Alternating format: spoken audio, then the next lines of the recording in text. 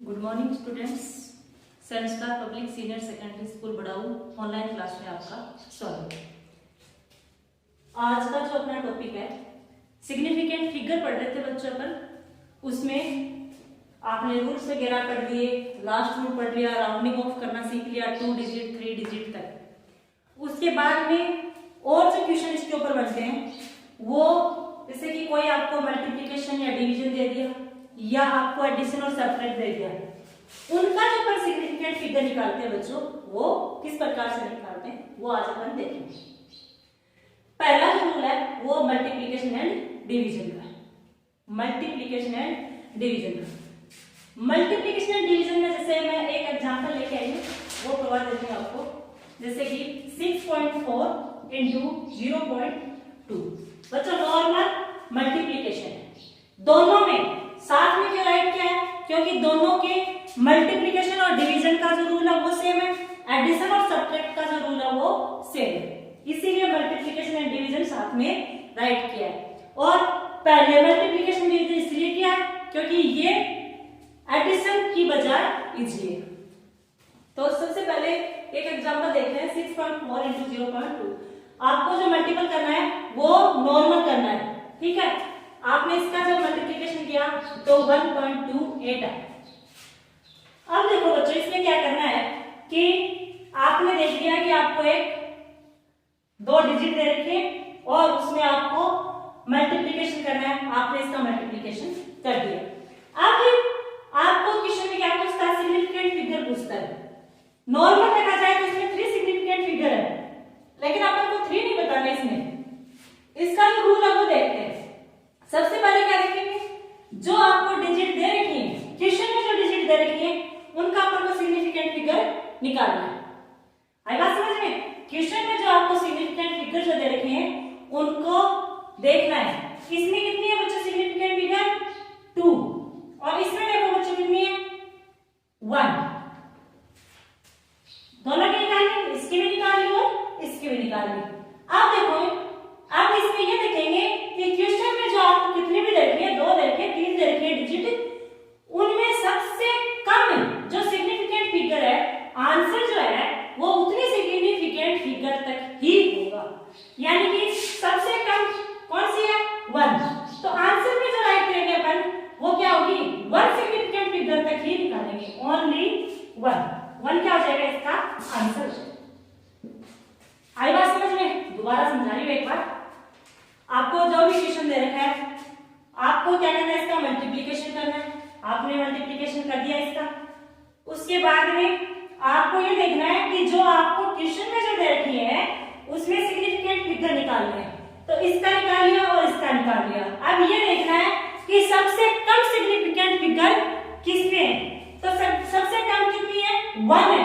तो आंसर जो है ओनली 1 सिग्निफिकेंट, राउंड ऑफ यहां तक ही कर लेंगे, ओनली 1 तक ही, 1 ही इसका आंसर होगा। सेकंड एक क्वेश्चन और कर लेते हैं डिवीजन का।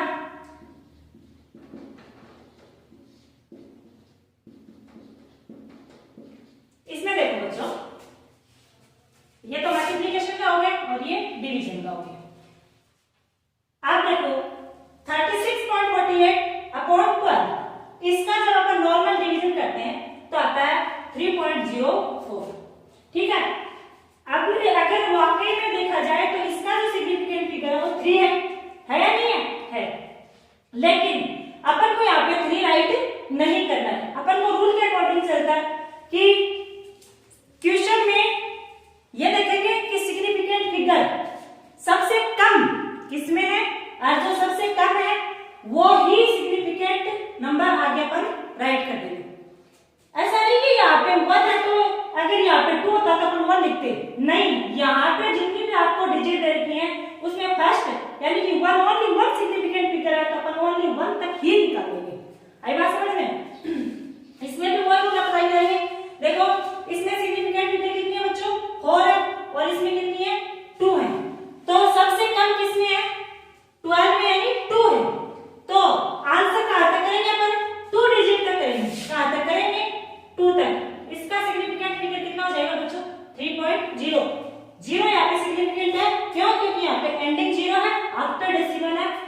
सिग्निफिकेंट है। मल्टीप्लिकेशन एंड डिवीजन का हो सकता है आपको समझ में आ गया होगा।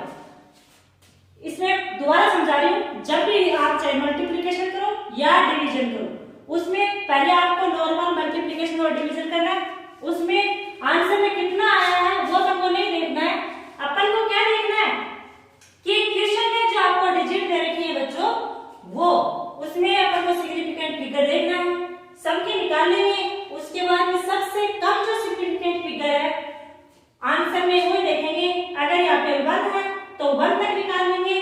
अगर यहाँ पे जैसे कि 4 आ जाती है और यहाँ पे 2, तो अपन 1.2 तक कर लेते, ठीक है ना, इस प्रकार से। सेम ये डिवीजन में एक समझ में आ जाएगा, तो दोनों में रूल वही अप्लाई कर रहे हैं। इसमें भी देखो इसका सिग्निफिकेंट फिगर निकाल लिया, इसका निकाल लिया, जो सबसे कम है वो डिजिट तक अपन आगे इसका आंसर राइट कर देंगे। ये तो हो गया multiplication and division.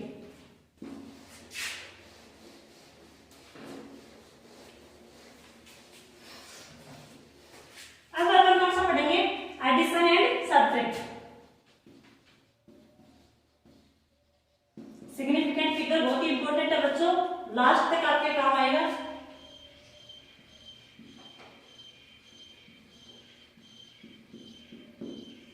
Addition and subtract, जिस प्रकार से मल्टीप्लिकेशन और डिवीजन में ओनली एक ही रूल अपन फॉलो कर रहे थे, ठीक उसी प्रकार से एडिशन और सब्ट्रैक्ट में भी एक ही रूल फॉलो करेंगे। ओनली एक ही बताऊंगी एडिशन का, ठीक है।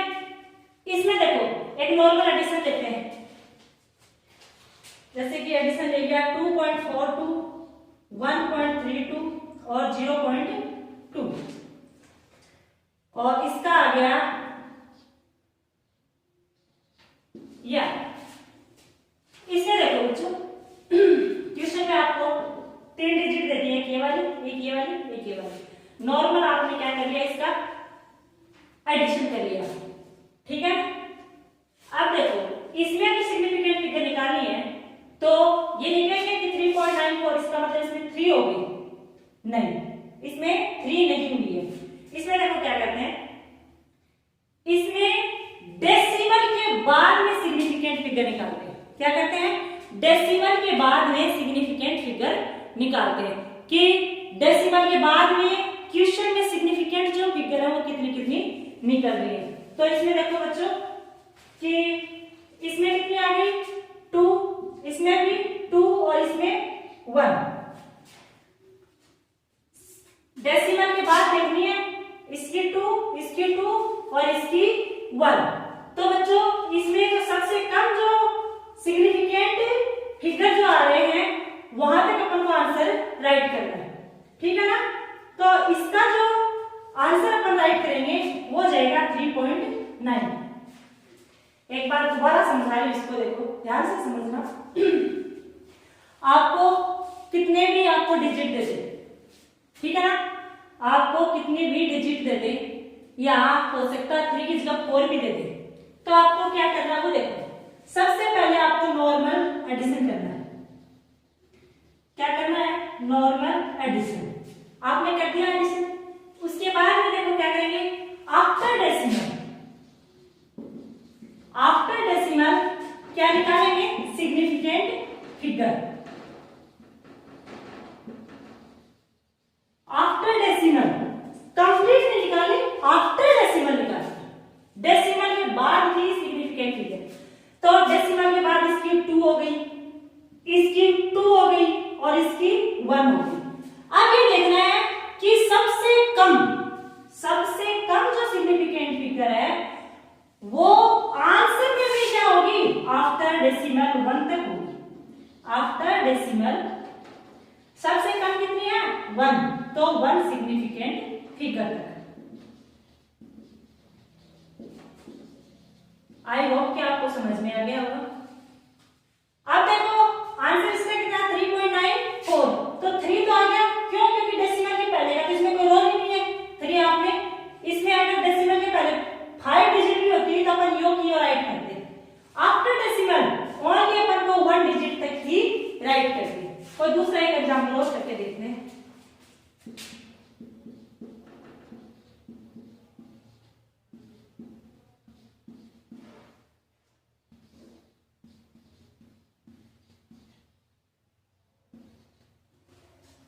इसमें देखो बच्चों, इसमें एक एडिशन दे रखा है, इसमें एक डिजिट ये दे रखी है, एक ये दे रखी है और एक ये दे रखी है। सबसे पहले क्या करेंगे, नॉर्मल एडिशन। अगर सब्ट्रैक्ट होगा तो ये रूल लागू करेंगे। नॉर्मल एडिशन, नॉर्मल एडिशन किया तो ये आ गया 17.903। अब अपन क्या करेंगे, सिग्निफिकेंट फिगर इसमें 5 तो नहीं बता सकते अपन, क्यों? क्योंकि रूल क्या कह रहा है कि आफ्टर डेसिमल सिग्निफिकेंट फिगर निकालो और सिग्निफिकेंट फिगर के बाद में जिसमें सबसे कम है आंसर में भी डेसिमल के बाद में वहां तक आपको सिग्निफिकेंट फिगर देखनी है। तो बच्चों इसमें कितनी हो गई, डेसिमल के बाद में 1, इसमें कितनी हो गई 2 और इसमें कितनी हो गई 3। ठीक है, फर्स्ट वाले में कितनी है 1, डेसिमल के बाद देखो 1, इसमें डेसिमल के बाद में 2, इसमें देखो 3। तो देखो बच्चों ये तो आपने क्वेश्चन की जो सिग्निफिकेंट फिगर होगा निकाल लिया आफ्टर डेसिमल। आपको आंसर जो देखना है वो देखो, डेसिमल के पहले का जो है वो सेम राइट कर दो। सबसे कम कितनी है बच्चों 1, तो 1 तक अपन क्या कर देंगे, इसको राउंड ऑफ कर देंगे 7.9। ये इसका हो गया आंसर। ये हो गए आपके एडिशन, सब्ट्रैक्ट, मल्टीप्लिकेशन और डिवीजन। कोई भी क्वेश्चन आ जाए, आपको 2 नियम बताए हैं मल्टीप्लिकेशन डिवीजन में। तो टोटल का आपको क्या निकालना है, सिग्निफिकेंट फिगर, उसमें सबसे कम जो है वो उसके आंसर में वहां तक अपन राइट कर देंगे। और एडिशन सब्ट्रैक्ट में क्या है, आफ्टर डेसिमल के बाद में सिग्निफिकेंट फिगर निकालते हैं। उसके बाद में ये हो गया आज आपके सिग्निफिकेंट फिगर कंप्लीट। उसके बाद में आपका न्यू जो टॉपिक आता है वो है chemical law of chemical combination.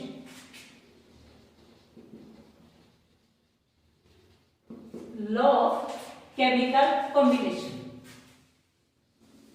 Important है ये आपका।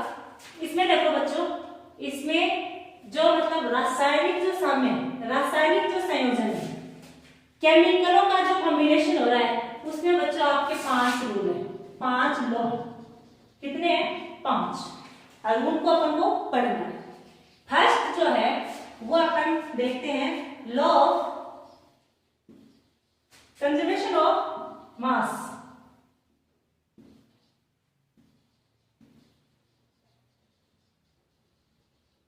Conservation of mass, law of conservation of mass. बच्चों इसमें देखो, कंजर्वेशन ऑफ मास में मेरा शायद पहले बताया हुआ है कि जो मास जो है उसको ना अपन डिस्ट्रॉय कर सकते और ना इसको अपन बना सकते। ना अपन इसको डिस्ट्रॉय कर सकते और ना अपन इसको बना सकते। According to law, definition write करो, mass can neither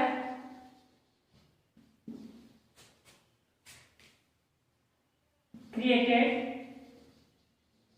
and nor be destroyed.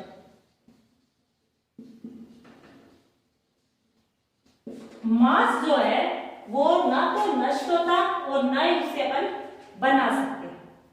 यानी कि कोई भी केमिकल कॉम्बिनेशन हो रहा है उसमें मास जो है उसमें अपन फेरबदल नहीं कर सकते। जितना मास रिएक्टेंट का होता है उतना ही किसका होता है बच्चों, प्रोडक्ट का होता है। यानी कि मास जो है वो हमेशा कंजर्व रहता है। जिस प्रकार से एनर्जी कंजर्व रहती है उसी प्रकार से मास जो है वो भी क्या रहता है बच्चों, कंजर्व रहता है। ना तो इसको अपन डिस्ट्रॉय कर सकते और ना ही अपन इसको क्रिएटेड कर सकते। ये हो गया law of conservation of mass. Conservation का मतलब यहाँ पे और इतना ही रखना आपको कि कोई भी केमिकल कॉम्बिनेशन हो रहा है, कोई भी कंपाउंड है, उसका जो मास जो है वो क्या है, कंजर्व है। ना तो अपन उसको डिस्ट्रॉय कर सकते और ना ही अपन उसको क्रिएटेड कर सकते। सेकेंड जो है वो है law of constant composition. Law of constant composition, constant composition. According to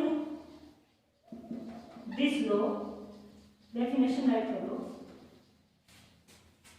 according to this law, A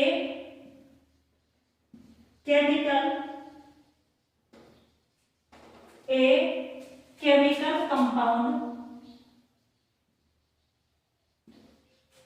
is always found to be made up of same element combined together, साथ साथ, by together in same fixed proportion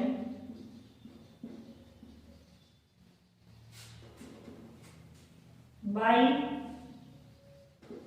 mass। इसमें देखो बच्चों, इसमें क्या बताया है कि लॉ ऑफ कांस्टेंट कंपोजिशन, इसमें यह है कि कोई भी केमिकल कंपाउंड है, ध्यान से देखना, इस नियम के अनुसार कोई भी केमिकल कंपाउंड, कोई भी, यानी कि H2O है, CO2 है, ये क्या है बच्चों? Chemical compound.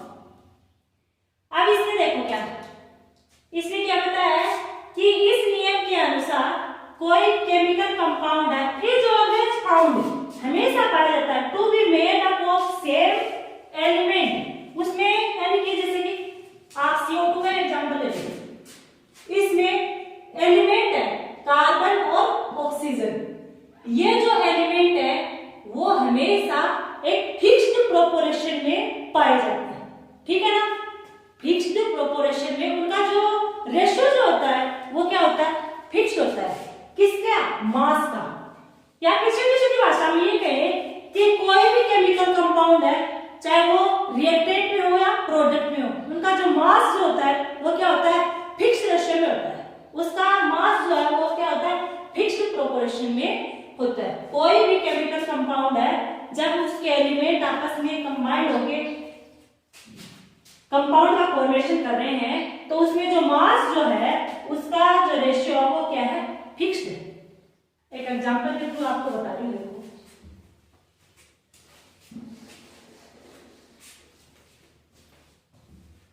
कांस्टेंट कंपोजिशन का मतलब है कि जैसे कि ये रिएक्टेंट है और ये प्रोडक्ट है, इधर CO2 का अपन क्या कर रहे हैं? फॉर्मेशन कर रहे हैं, तो C प्लस O2 CO2 बन रहा है बच्चों, ध्यान से देखना। तो इसमें देखो मास जो है उसका फिक्स्ड प्रोपोर्शन किस प्रकार से होगा? कार्बन है, इसका मास कितना हो गया? 12। ऑक्सीजन का कितना हो गया? 32। ऑक्सीजन यानी 8 नंबर पे है, मास क्या हो गया? 16। ऑक्सीजन 2 है तो 32। इधर देखो 12 प्लस 32, इधर 44 और इधर 44, यानी मास जो है वो चाहे वो रिएक्टेंट में हो और प्रोडक्ट में हो, क्या होता है बच्चों? उसका फिक्स रेशियो होता है, ठीक है ना? और ये कंजर्वेशन पे लागू वाला था कि ना तो अपन इसको डिस्ट्रॉय कर सकते और ना अपन उसको क्रिएटेड कर सकते। ये लॉ ऑफ कांस्टेंट कंपोजिशन में कह रहा है कि जो मास है वो क्या है? कांस्टेंट है। क्या है? कांस्टेंट है। और वो क्या है? उसके जो एलिमेंट में जो मास जो है उनका फिक्स्ड प्रोपोर्शन होता है। According to this law, a chemical compound is always found to be made up, किसके बने होते हैं? ऑफ सेम एलिमेंट, कुछ सेम एलिमेंट्स के कंबाइंड टुगेदर, आपस में जुड़ते हैं इन सेम फिक्स्ड प्रोपोर्शन। और आपको ये नाम याद रखना है, फिक्स्ड प्रोपोर्शन बाय मास। मास जो होता है उसका क्या होता है? फिक्स्ड प्रोपोर्शन होता है, या फिर मास जो है वो एक निश्चित अनुपात में प्रेजेंट होते हैं कोई भी केमिकल कंपाउंड के अंदर। ये हो गया आपके 2 रूल या 2 नियम, बाकी का अपन नेक्स्ट वीडियो में पढ़ेंगे। Okay, thanks.